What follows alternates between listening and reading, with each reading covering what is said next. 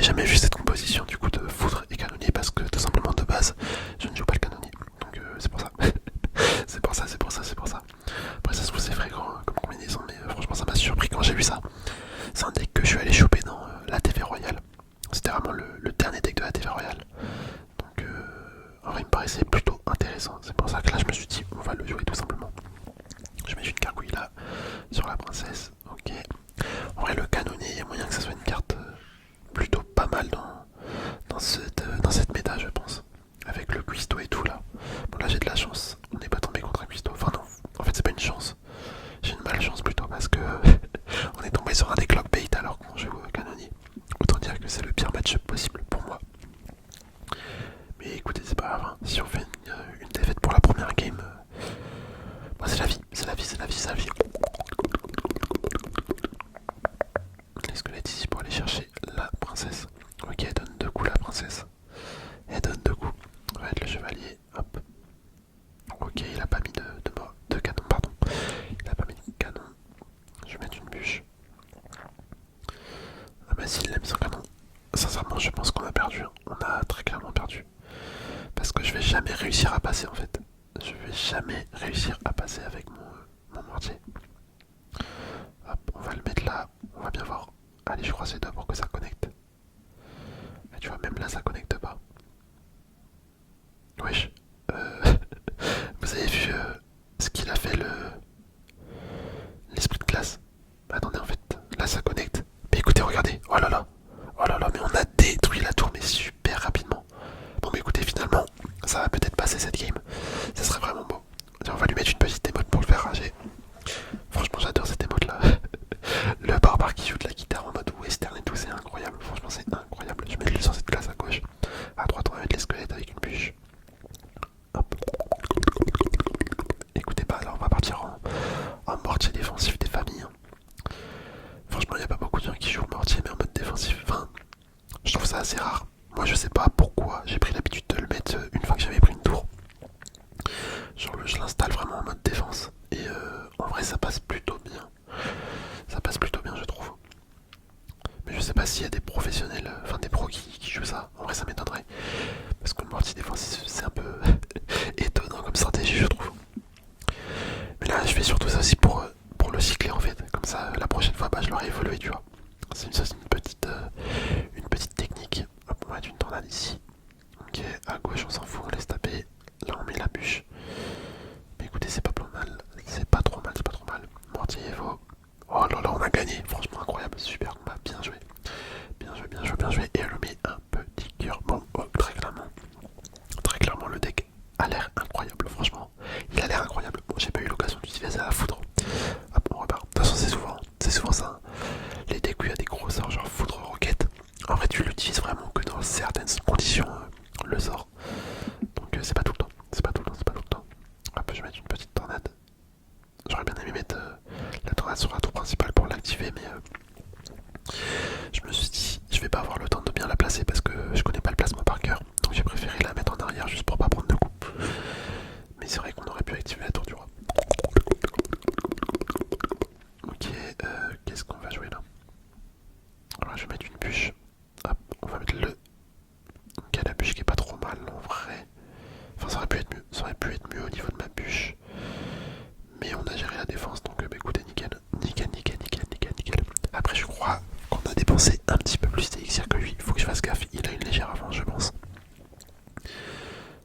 En vrai, vas-y, on part sur un mortier. On va bien voir. On va bien voir ce qu'il joue. Ah, peut-être qu'il arrache quitte parce que j'ai bien géré la défense, c'est possible. Bon bah écoutez, c'est vraiment marrant. C'est vraiment marrant de tomber sur un mec comme ça, enfin sur une game comme ça. Bon écoutez, franchement nickel. Bon là c'est sûr il arrache quitte. En tout cas j'en profite parce que là du coup on va faire un 3 couronnes assez facilement. J'en profite pour vous dire que la souscription, genre l'abonnement membre, il est possible sur la chaîne.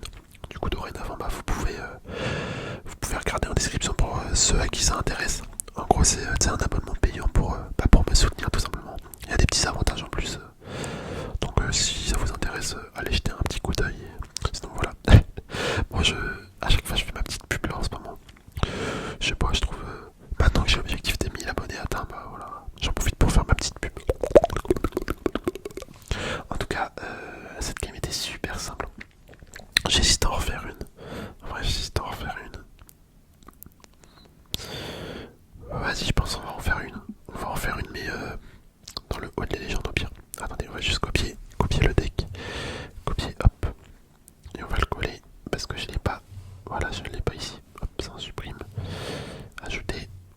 ok, nickel. Allez, vas-y, on va faire une game là-dedans. Comme ça, on finit avec 3 games, vu que bon, le mec garage ça compte pas vraiment.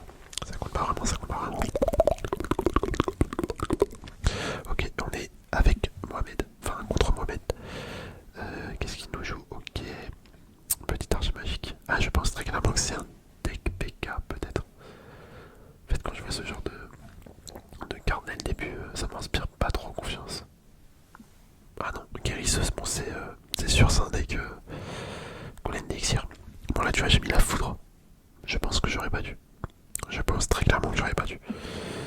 Mais c'est pas grave, c'est pas grave, c'est pas grave. C'est pas grave, on va tenter de bien défendre, tout simplement.